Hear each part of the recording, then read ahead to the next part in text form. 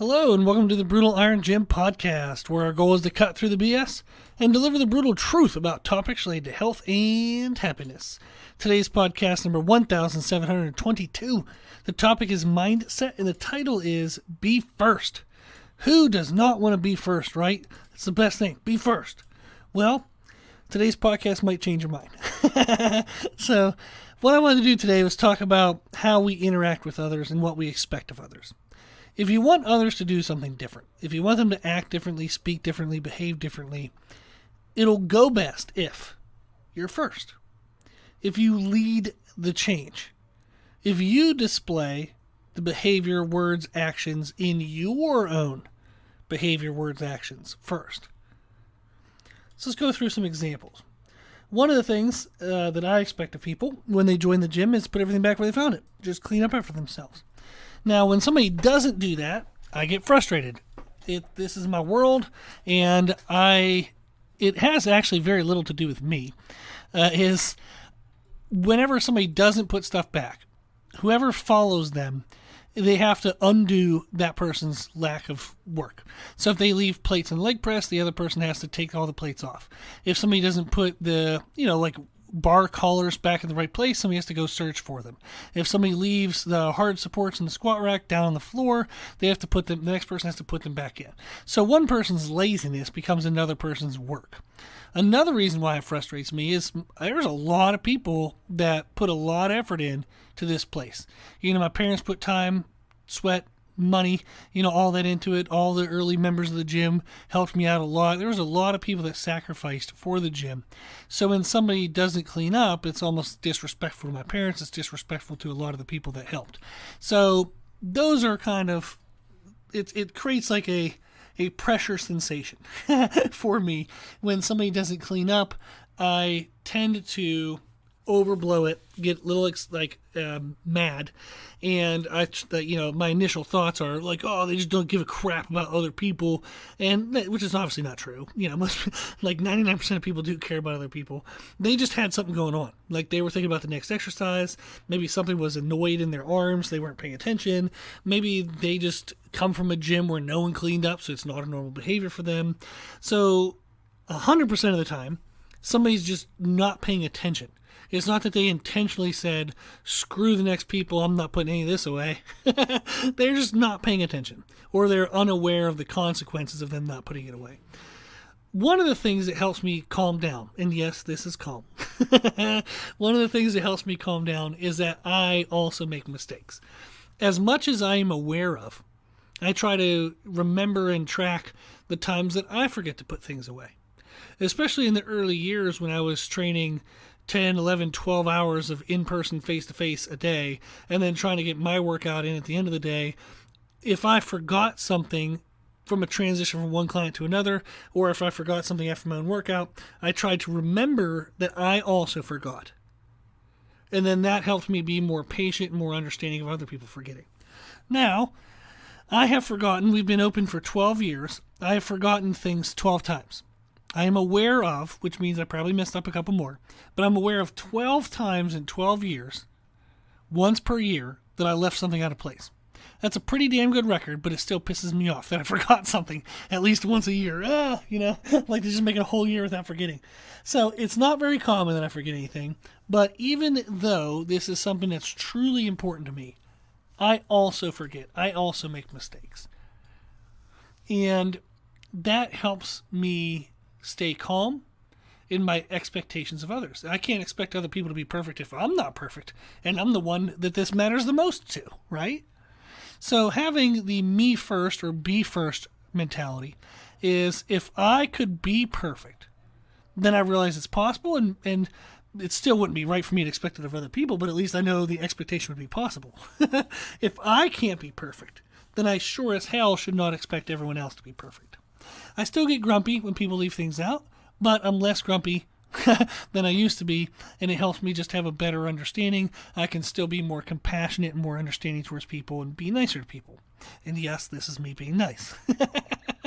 So that is something that's, kind of, the gym world is kind of a small thing, but I have noticed that the be first mentality has helped me with that. Some other things is how we interact with others. Let's say in a conversation with other people, we want somebody to be a better listener. Whether it's a friend, whether it's a spouse, whether it's any kind of, parental relationship or childhood relationship, whatever it might be, is you have a relationship with somebody and you wish or want them to be a better listener. Well, be first. Be a better listener first. Show them how. One of the phrases that I like for discussions and having better communication with people is to care before compare. Care before compare. People who are not really good, and this is my own personal opinion, who are not really good at conversations, they tend to compare. If you were to say, hey, yeah, I hurt my knee. Oh, yeah, I hurt my knee back when I did da-da-da. And he's like, oh, my God. It's like trading story for a story for a story for a story, and people just trade back and forth, trade back and forth, trade back and forth. The conversation stays very shallow, and to the person who had an issue that they told the other person, it doesn't feel like they care if they immediately compare. So, if you have somebody do that to you and you don't feel like they're a good listener, they don't listen to you, make sure you're listening to them. How we can do that is when they speak, don't think of the next thing you're going to say. And that happens a lot. And feel free to be angry with what I'm about to say. I understand it. But as people get older the people you talk to, you can just see their face change. Whenever you're talking to them and they're like something comes to mind or they're trying to figure out what to say next, they clearly just stop listening to you. And you can just see it. It's like you could end the sentence with, and then I found a purple monster in my closet. And they would have no reaction to it because they're not even listening to you anymore. So we all know people that do that to some degree, but it is funny. As I've interacted with older people, they either want to make sure that they're going to respond well, but that they are planning their response, so it's not necessarily like coming from a bad place, but they just aren't paying attention anymore. And you can just see it in the shift in their face. But this happens at any ages. But that is often a flaw of being a good listener, is you're thinking of what you're going to say rather than actually listening to the person finishing what they're saying. And what helps is if we actively respond. If we ask clarifying questions. You can say like, oh, wow, that happened earlier today? Or, oh, wow, did you end up calling them, or did you do that like via email? Just any kind of like clarifying question. You can ask them how they felt about that. You can comment on how like that must have made them feel. Like, wow, you must have been really frustrated with that. Or, oh, gosh, that sounds so sad. Just give them some sense that you recognize their phrases, their words, their feelings, that you recognize the story they've told you. You recognize them. You see them as a person. You see them, you see their struggle, that you care. You can also ask, like, oh, wow, that sounds overwhelming. Do you want any help with that? That might be something I could help with. I don't really know, exactly if I can help, but I'd love to help if I could, if you're wanting help. And that's actually a really good question to ask if the people that you talk to tend to be overbearing. If they tend to get involved in everything that you tell them, and you're like, gosh, I don't even like telling them anything because they just try to do everything for me. They try to get over involved. They try to help, and I just want them to listen. Whenever they tell you things, ask them that same question. Say, oh, well, do you want me to just listen to this, or do you want me to try to help? And now they're aware that that's a question that they can ask. And even if you tell a story and they say, well, I can do this, like, actually, I kind of just want you to listen right now. And if I want the help, I will let you know. But right now, I just kind of need someone to listen. And if you've been listening to them, they're going to be more willing to listen to you. So that phrase, care before compare, is a really, really good reminder for how to be a good active listener and how to improve your listening and conversational skills. And the more you display that, the more the other people will display that as well. Another way that we can be first is in how we show love to people. If we want someone to be more loving to us, be first. Show love to them, but show it on their terms. What I mean by this is there's two really good books for how to show love to other people and be loving to other people. One is The 5 Love Languages, and another one is a book called Love and Respect. So both great books. And the reason why I like those is because people receive love differently. They prefer to receive love differently. Some people like gifts. Some people hate gifts. To the people who love gifts, that probably sounds insane that there are people who hate gifts. I am one of those people that hate gifts. I feel like it's an obligation. Now, that's my own problem. I got to sort that out. Just because somebody gives something to me doesn't mean I have to give back. Just because somebody does an act of service to me, does something for me, doesn't mean that I have to do it back for them. But I often feel obligated and feel frustrated because they might want something from me when it's less convenient for me than it was for them to do the thing that they did for me, and now it's not equal, and I'm frustrated and mad. So the way that I receive love, I do like words of affirmation. They always feel good. It always feels good when somebody says something nice to you. And then another thing is every time I wake up in the morning, like every day, I'm very lucky, very blessed that I wake up and I'm like fired up with a list of things I want to do for the day. So how someone can show love to me is they just help. They don't get in my way, and they help things not get in my way. That sounds ridiculous. The best way to show love to me is to leave me alone. That's not quite what I mean. But if somebody can help me achieve my goals in a more streamlined manner, that is very loving to me because they're understanding what's important to me and they're helping me get to those things. They're helping me do the things that are important to me. That's very loving. So that's my love language. So if somebody gets me a gift, I'm like, yeah, that's great. And then I'm frustrated, if anything, usually, because it's not what I wanted. They spent money. They had to work hard for that money. I know how hard I work for my money. And they just threw that money away because I didn't ask them for the thing. I don't want the thing. And now I have to feel like I have to use the thing. Otherwise, they're going to feel bad. And then they're going to get mad that I'm not using the thing when I didn't want the thing in the first place. So I get a little weird in my head when people give me things. So don't give me things. But that is an example, and I like the fact that I'm aware of that, because if I want to show love to someone and I do it on my terms, not their terms, they might not receive they might not get the signal, the message, the emotion, the feeling that I'm wanting to give to them. So if somebody gives me something, they want me to say, hey, Rob, I want you to know you're loved. And what I feel is, hey, Rob, screw you. Now you're obligated to give me something back in return when it's going to be less convenient for you. What? So I have a lot of issues. I'm working on those. But that is an example to where if you show love to somebody, you want to do it on their terms. So some people, for example, they receive love with quality time. They just want you to be around. They want you to be present. And that means both physically and mentally. If that's their love language, but man, that's not yours, that's going to be hard. If you have a lot of things to do and you're like, okay, I have to stop everything I'm doing and just be present in this moment, that can be very challenging. But that also can be very meaningful to the other person. So if you're wanting them to show love to you how you best receive it, you have to show love to them how they best receive it. If you show love on your terms, it often feels like an obligation for the other person to give a return.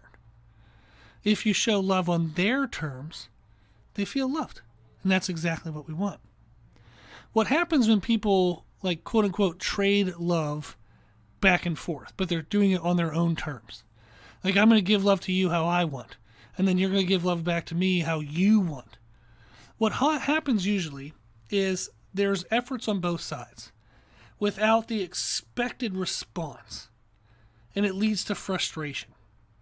Each person feels frustrated with the other person. They actually feel less love because here I am giving to you and you're giving me back what I don't want. Well, are you giving them what they wanted, or were you giving what you felt was convenient? If you give love in what's convenient for you, that's not love. That's a half-ass way to do it. And if you want someone to love you in return, you You have to give your whole ass. You have to do the whole thing. You have to do it in the way that they receive love. So if you want someone to show love to you in your language, you have to be first. You have to show love to them in their language.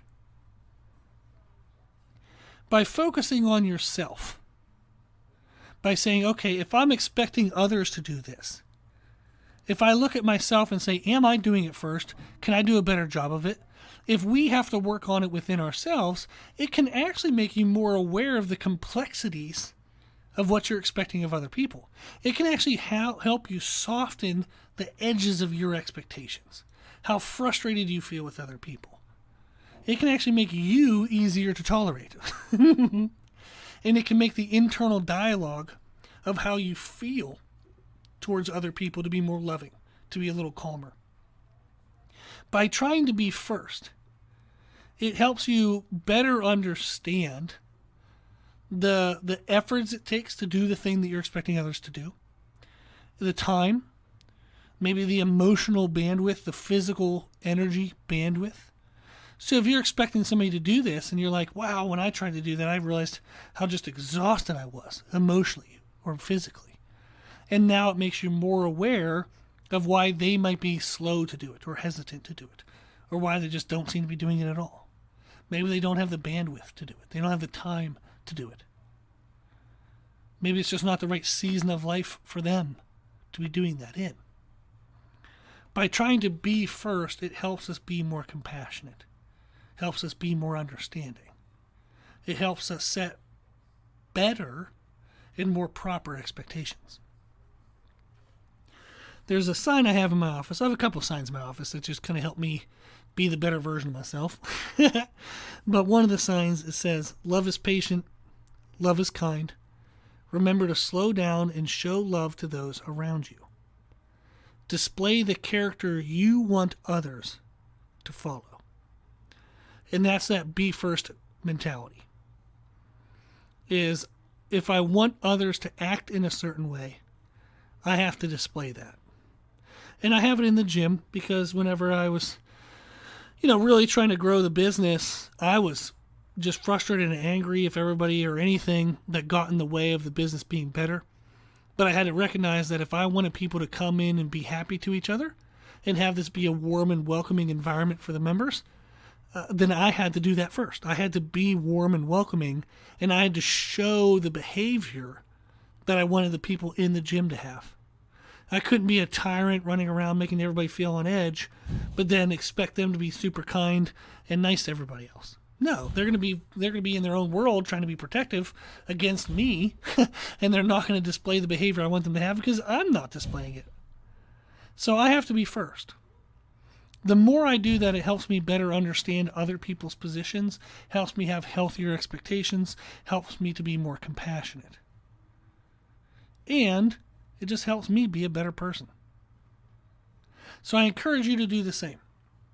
If you are wanting change in your life, whether that's change from yourself, change from others, change from your environment, if you just want something to be different, be first. Lead the change. Work on displaying it in your own life, and that will encourage others to follow suit. Okay. Hopefully that was helpful. If you have any questions or any follow-up stuff, just shoot me an email at brutalironjim@gmail.com. If you like our podcast, please share the podcast. If you like the podcast, please consider donating to support the podcast, which you can do on our website. If you like the information we share in our podcast, you can find more from us on our social media channels. You can find us and follow us on Instagram and YouTube under the name Brutal Iron Jim. As always, I hope this was helpful, and thank you for listening.